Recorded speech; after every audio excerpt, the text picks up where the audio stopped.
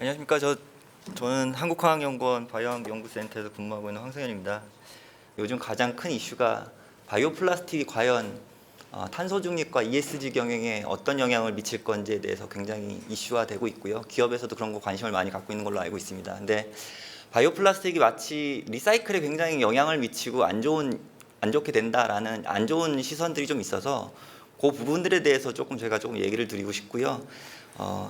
2022년 3월 얼마 안 됐습니다. 케냐 나이로비에서 유엔에서 새로운 플라스틱 협약에 대해서 이슈화 됐었고요. 이것들은 지금 아시다시피 파리 협정에서 나왔던 탄소 중립과는 다르게 플라스틱만을 포커싱을 맞춰서 했던 협정들이 3월 달에 175개국 대표들께서 오셔서 협약을 맺었고요. 곧 2024년까지 아마 디테일한 내용들이 나오고 나서 그것들을 이제 각국에서 협약을 하는 걸로 돼 있고요. 간단한 내용을 조금 보자면은 예전에는 플라스틱 관련된 내용들을 다 얘기를 하자면은 전부 다 바다에 들어가는 것들만 설명을 했었습니다. 근데 앞으로는 이것들이 바다에 들어가는 것들이 한정적인 것들이 아니라 여러 가지 환경에서도 이런 것들을 관리해야 된다라는 내용이 왔고요. 빨간색으로 쳐져 있는 게 이제 바이오 관련된 건 주로 연결되어 있는 내용이라고 보시면 되는데, 실질적으로 이제 제품의 생산, 사용, 폐기까지도 풀 라이프 사이클을 관리를 해야 된다. 이게 바이오 쪽에서는 LCA라고 보통 평가를 하는데, 전주기적 평가를 해야지만 이것들이 실질적으로 탄소 중립에 어떤 영향을 미치는지, 실질적으로 ESG 경영에 도움이 되는지 이런 것들을 판단할 수가 있게 돼서요.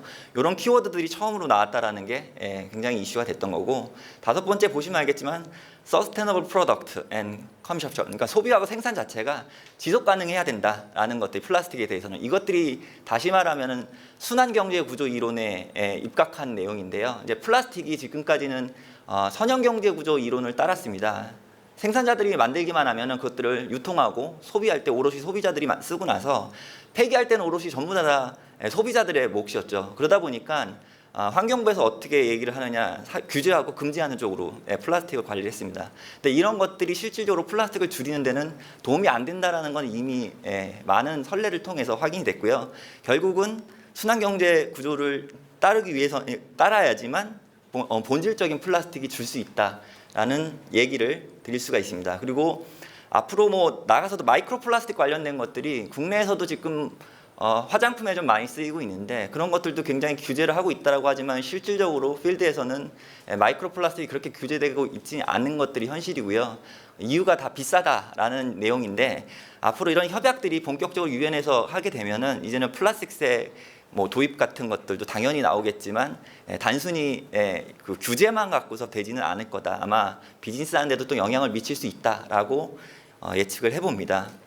학계에서는 여러 가지 얘기들이 많이 나오고 있는데요. 요즘 이런 얘기도 너무 많이 들어서 제가 구체적으로 얘기를 드려야 될까는 모르겠지만, 이렇게 사이언스 네이처는 어느 정도 아실 거니까, 이 사이언스에서 굉장히 플라스틱 이슈에 대해서 얘기를 많이 했었는데, 2000년대 이후로 플라스틱 폐기물이 굉장히 급증하고 있습니다. 이 그래프 좀 작게 보여서 그래프가 이렇게 급증하는 걸 보실 텐데, 지금 전 세계 플라스틱 폐기물이 한 80억 톤 정도 되고 있습니다. 근데 2000년대 이후로 급격하게 증가를 하고 있고요.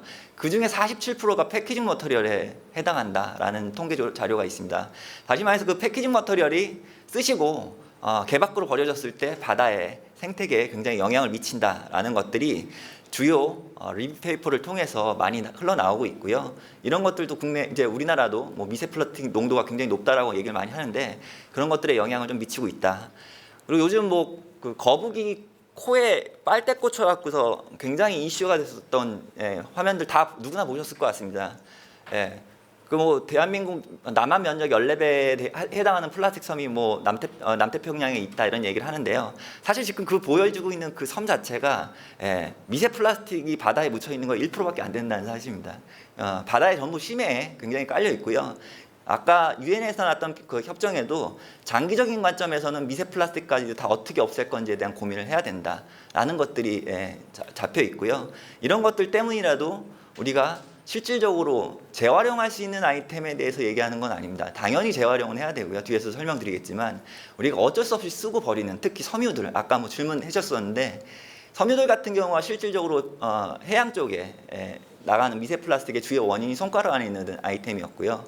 그런 것들을 어떻게 하면은 친환경적으로 설계를 할 수 있을까에 대한 고민들을 해야 된다라는 거고요.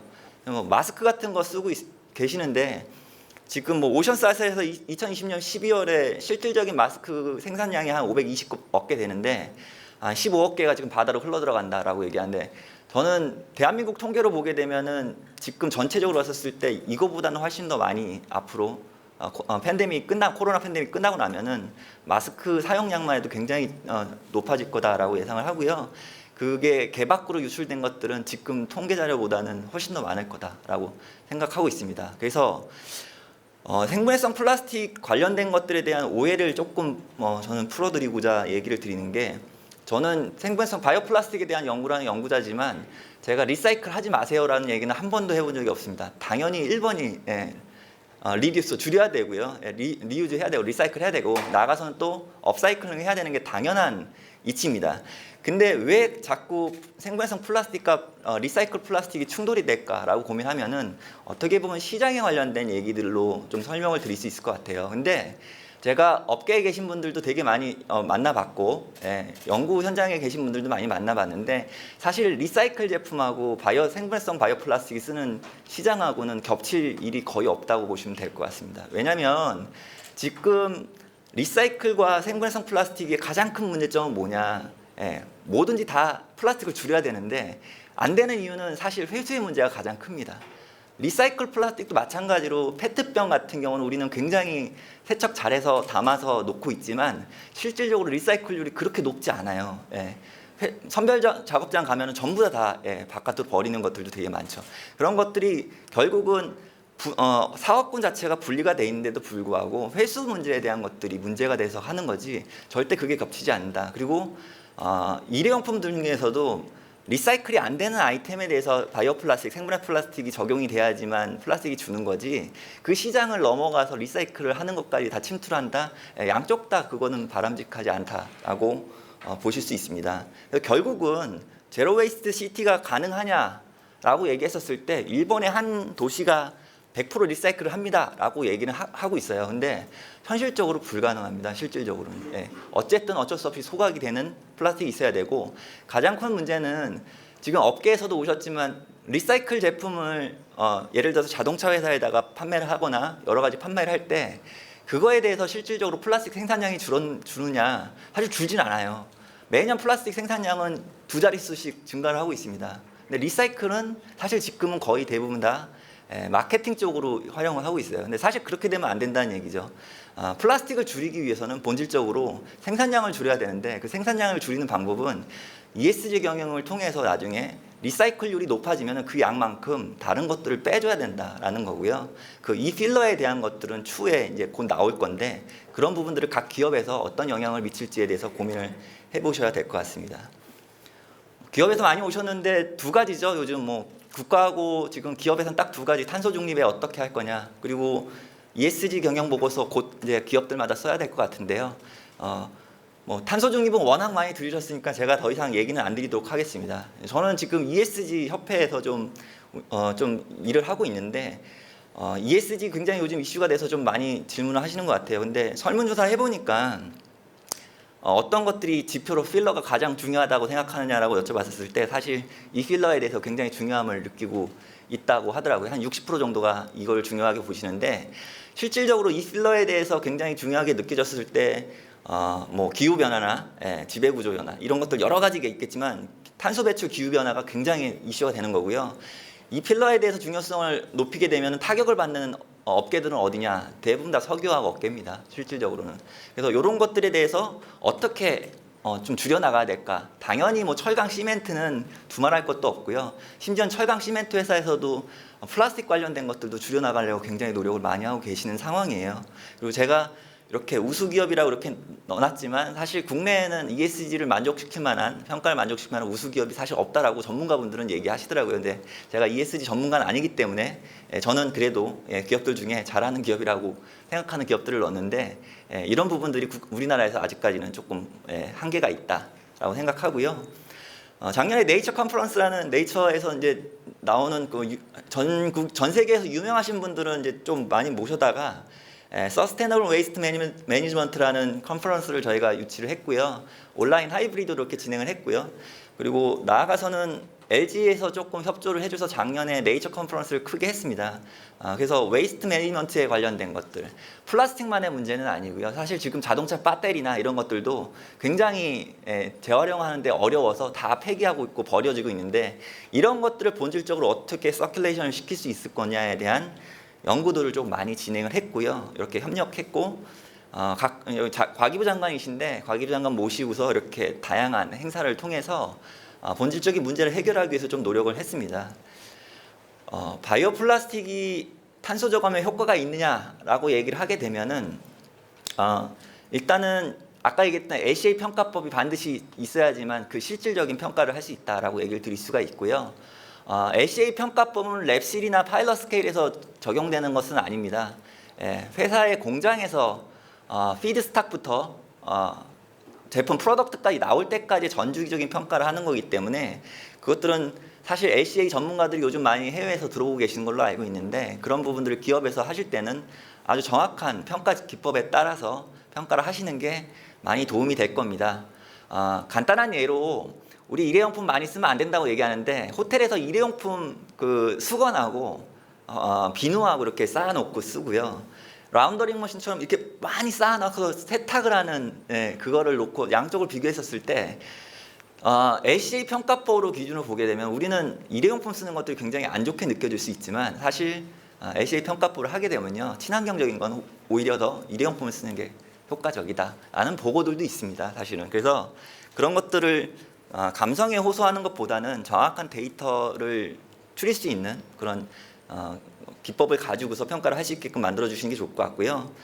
결론적으로 뭐 여기 보면 브라스캠에서는 지난번에 한번 뭐 이거는 생분해성은 아니지만 바이오 PE를 바이오 매스 기반으로 플라스틱을 만들었을 때 톤당 뭐 5톤의 CO2를 감축할 수 있다라고 얘기를 드렸고요.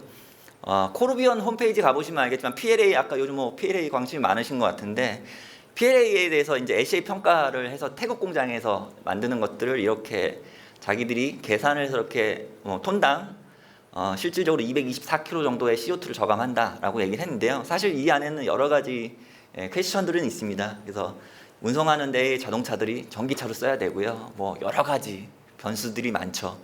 그것들이 과연 검증했었을 때 효과가 있느냐는 저는 노코멘트 하겠습니다. 다만 이런 것들이 제대로 지켜질 수 있다면 이산화탄소 저감은 효과적일 수 있다라고 얘기를 드릴 수가 있을 것 같습니다.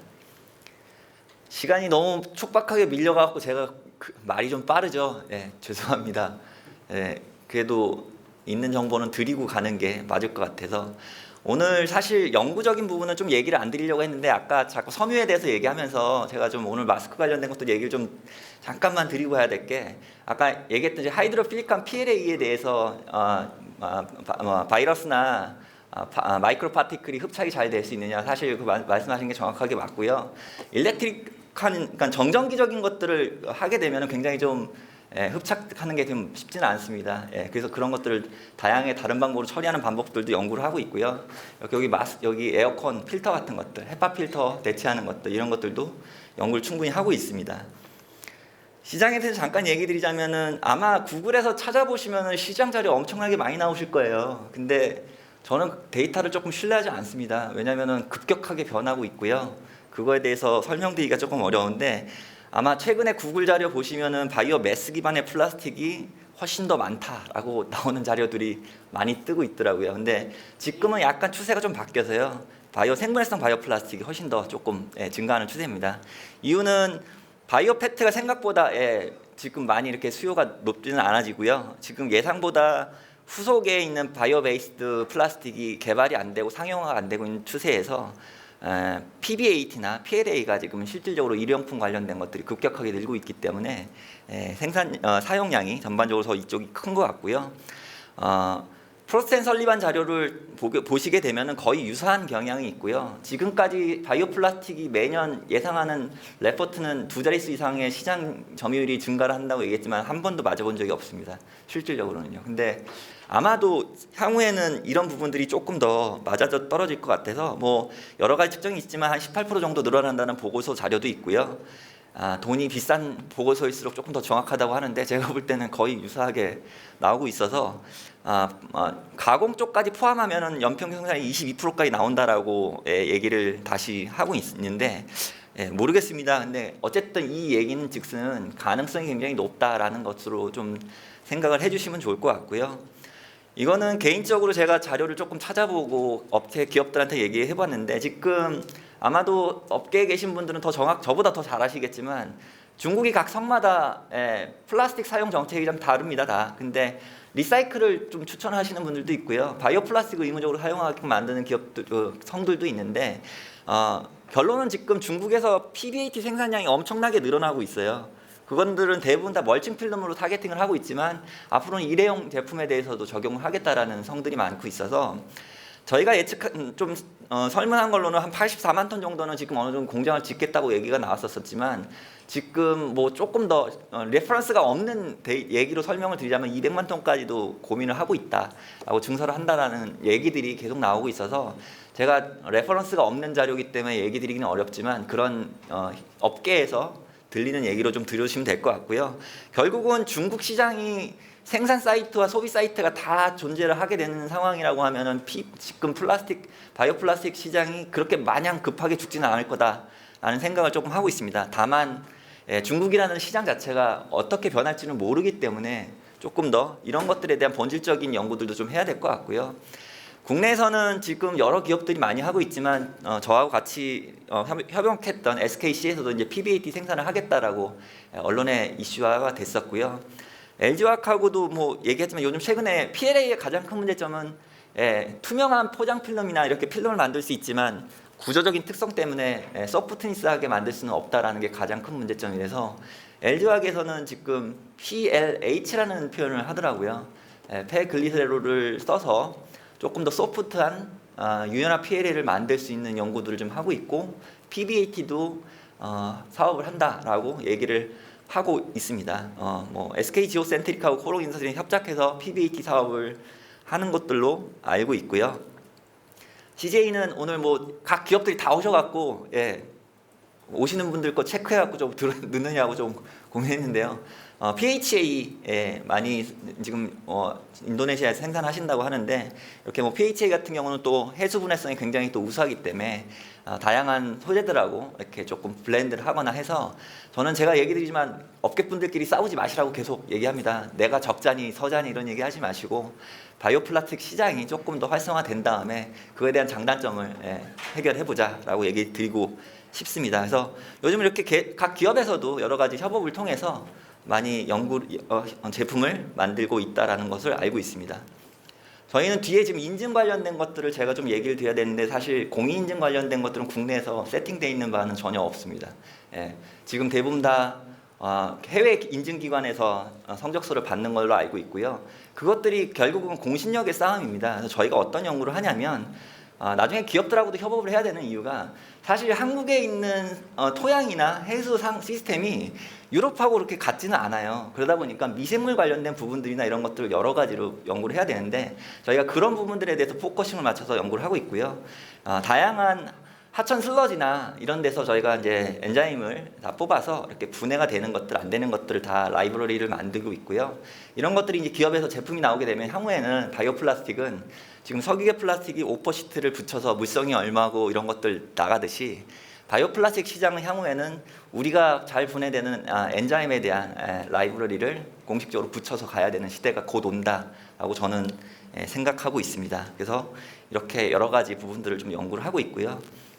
R&D 부분은 제가 시간상 좀 생략을 하려고 했었는데 저희가 그래서 이거 얘기를 했던 게 결국은 지금 페트로베이스의 섬유 이거 필터가 관련된 것들은 결국은 다 이 사이즈 모폴로지 컨트롤을 해야 되는 게 KF94가 왜 숨쉬기가 어려워요? 많이 덴스하게 됐으니까 어렵지 않습니까?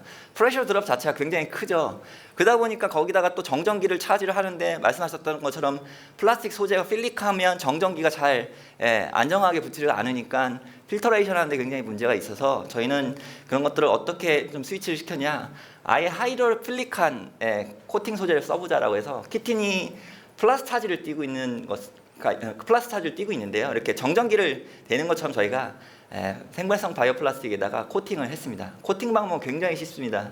키트는 물에 분산이 되게 쉽기 때문에 넣었다 빼기만 하면 코팅이 쉽게 되는 장점들이 이용했고요. 그 다음에 마이크로하고 나노파이버를 스태킹을 해갖고서 프레셔 드롭을 최대한 낮추면 호흡하기도 좋다. 그래서 95% 수준의 그 KF, 그러니까 저희는 이제 논문을 써야 되니까 N95 수준의 필터를 친환경 소재, 코팅, 그 다음에 생물성 소재를 이용해서 만들어 봤다라는 것들을 확인할 수 있고요. 뭐 간단하게 보여드리자면은 에어플로우를 이렇게 돌리는데요. 이 담배 피고 이거를 여기다 저희가 만든 필터를 이렇게 댑니다. 그러면 이제 공기에 따라서 이렇게 흘러 들어가야 되는데 여기 필터를 하게 되면은 여기 보시면 알겠지만 밀입자들이 분산화가 돼 있으면은 빛의 직진성 때문에 틴들 현상으로 해서 이렇게 패스웨이가 생기는 현상들이 보이실 수 있습니다. 담배 연기가 여기 넘어갔다면 여기도 마찬가지로 이렇게 패스웨이가 생길 텐데 필터 효율이 그만큼 높아졌다라는 것들을 보실 수가 있고요. 아까 잠깐 넘어갔었지만 이렇게 파티클 흡착하는 것들까지도 저희가 효과적으로 확인할 수 있었다. 분해는 굉장히 빠르죠. 메커니즘에 대해서 설명을 시간상 못 드립니다. 아까 PLA 메커니즘 관련돼서 조금 회장님께서도 말씀해 주셨는데 얘기 드릴 게 많은데 나중에 아카데믹한 자리가 있다면 제가 조금 설명을 드리는 기회가 됐으면 좋겠고요. 표면적이 넓으니까 아무래도 이렇게 필터 같은 경우는 생분해가 생각보다 빨리 됩니다. 그리고 PLA도 마찬가지로 표면적이 넓으면 다만 하이드롤리시스와 바이오 데그레더블과 컴포스터블이 어떤 차이가 있는지는 알아야 나중에 좀 과학적으로 설명을 할 수 있지 않을까라는 생각이 들고요. 지금 환경표지 인증이 조금 많이 이슈가 되고 있습니다. 그래서 환경부에서는 환경표지 인증에 대해서 이렇게 그 자격을 주고 있고요. 지금 제가 2020년 기준 자료를 좀 갖고 왔는데요. 우리가 항상 고민하고 있는 생분해 테스트를 할 때 그놈의 58도가 뭔지 이 58도 때문에 제가 항상 답변을 많이 해야 되는데 플라스틱은 비분해성은 없습니다. 난분해성입니다. 플라스틱 분해가 어렵다는 거죠. 결국은 지구상에 존재하는 플라스틱을 1번부터 뭐 100개까지를 세운다고 하면 이렇게 쭉 나열해 놓고 어떤 것들 기준까지를 생분해성으로 정해줄까라고 봤었을 때 PLA가 컴포스터블하게 58도에서 어느 정도 분해가 잘 가더라. 그거를 가이드라인으로 IS 규정에 맞춰서 잡아놓은 거지. 이것들이 마치 PLA는 58도에서만 분해가 돼요. 아까 회장님께서 말씀하셨지만 온도가 낮아도 분해시킬 수 있는 엔자임들은 찾으면 있습니다. 다만 6개월 안에 안 된다는 얘기죠. 그것들은. 근데 지금 이제 언론이나 여러 가지 오해를 하고 계시는 게 뭐냐면 얘네들 분해가 잘 안 되는 플라스틱. 사실 업계에서는 유럽이나 미국에 수출할 때 컨테이너 박스에서 분해 안 되는 거 좋아하시잖아요. 실질적으로. 가다가 분해되면 제품으로서의 가치가 없어지는 건데 우리가 이런 것들을 어떻게 평가를 해야 될까에 대한 고민을 좀 많이 해야 되고 실질적으로 업계의 의견을 좀 반영해서 이런 것들도 만들어야 된다라고 생각이 좀 들고요. 지금 현재 TUV나 OK 컴포스트 같은 데서 굉장히 의뢰를 많이 하고 하지만 굉장히 비싸요. 사실 6개월 정도 하면은 한 3천만 원 드는 걸로 알고 있습니다. 생분해성 테스트 같은 경우는. 그래서 그것도 어려워서 45일 테스트를 해서 이렇게 받으시고 하는 걸로 알고 있는데 결국은 거기서 이렇게 받으시면은 이렇게 인증 현황 보시면 알겠지만 이거 환경부에서 주신 자료인데요. 이렇게 굉장히 생각보다 제가 생각했던 것보다는 굉장히 많다라고 생각이 들고 있는데 문제는 앞으로 친환경 인증이 좀 어렵다라고 얘기해서 지금 각 업계에서 많이 얘기를 좀 하고 있습니다. 환경부에. 근데 생물성 제품이 왜 친환경이 아니냐라고 얘기를 하면 여러 가지 악유가 많아서 환경부 총장님도 계시지만 이런 협회들이 조금 더 재활용과 바이오 플라스틱에 대한 올바른 이해를 전달을 하면서 이런 것들이 환경을 괴롭히는 일이 아니고 우리가 돈 버는 일이 아니다라는 걸 조금 설명을 드려주셨으면 좋겠다는 생각을 하고 있습니다. 그래서 유럽에서도 마찬가지로 이렇게 이 친환경 인증 전략에 관련 것들을 많이 좀 하고 있는데요. 얘네들은 지금 아까 얘기드렸던 순환경제 구조를 이론을 통해서 바이오 플라스틱에 대한 것들을 조금 더 점진적으로 접근을 해나가려고 하는데 아직까지 국내에서는 부처마다의 트러블이 조금 있는 것 같습니다. 그래서 그런 부분들을 조금 더 어떻게 잘 조율을 해 나갈 것이냐에 대한 것들 조금 고민해야 될 것 같습니다. 그리고 인증제도 관련돼서 보시면은 대한민국은 14855가 토양 생분해 인더스트리얼 컴포스팅이라고 보통 얘기하는데요. 그쪽으로 조금 많이 되어 있고 다른 국가들은 사실 여러 가지 홈 컴포스팅이나 뭐 이런 것들 많이 하는 측정들이 있어요. 그리고 제가 알기로는 기업들도 그거를 의뢰해서 받으셔서 해외 수출할 때 쓰이고 계시는 것들로 알고 있는데 문제는 지금 TUV 같은 경우는 굉장히 공신력 있는 시험 기관이기 때문에 이런 것들 받아다 가면은 해외에 있는 기업들이 인정을 해주는데 국내에서는 그런 게 없다라는 게 이제 문제였던 것 같습니다. 그래서 저희가 지금 협회와 통해서 국내에도 우수한 분석 기관들이 굉장히 많이 있어요. 근데 그런 부분들과 저희 같은 연구 기관들이 아까 얘기했던 여러 가지 고민을 해봐야 되지만 그런 부분들을 좀 개선해서 우리 자체의 이 컨소시엄에서의 공신력 있는 인증센터를 한번 만들어 보면 어떨까라는 게 의견이고요. 황 총장님도 마찬가지지만 그런 것들을 목적으로 저는 만들고 계시다고 알고 있어서 제가 무슨 일이 있을 때마다 이렇게 오게 되는 이유도 그런 부분들에 대해서 좀 서포트를 하려고 하고 있습니다. 한국화학연구원에서는 사실 5년 전부터 제가 이거를 추진을 해서 인증센터 관련된 것들을 조금 추진을 했었어요. 그래서 한 170억 정도 되는 장비, 그래서 뭐 AMS라고 바이오 매스 컨텐츠나 생분해성 테스트나 독성 평가나 여러 가지를 할 수 있는 장비들을 다 구축했는데 참고로 저희는 돈 버는 기관은 아닙니다. 그래서 저희는 연구를 조금 하는 기관이고 그래도 이런 것들을 소프트 랜딩을 하기 위해서 이런 장비들을 갖가지 구축을 했고요. 지금 현재 아까 얘기 드렸듯이 이렇게 하천 슬러지나 이런 것들에 대해서 여러 가지 분해 균주에 관련돼서 저희가 연구들도 진행을 하고 있고요. 이런 퇴비화 시스템도 사실 이 장비가 되게 심플하고 요즘 되게 많이 들어오고 있지만 표준화 작업하려면 아직까지도 가야 할 길이 구말립니다.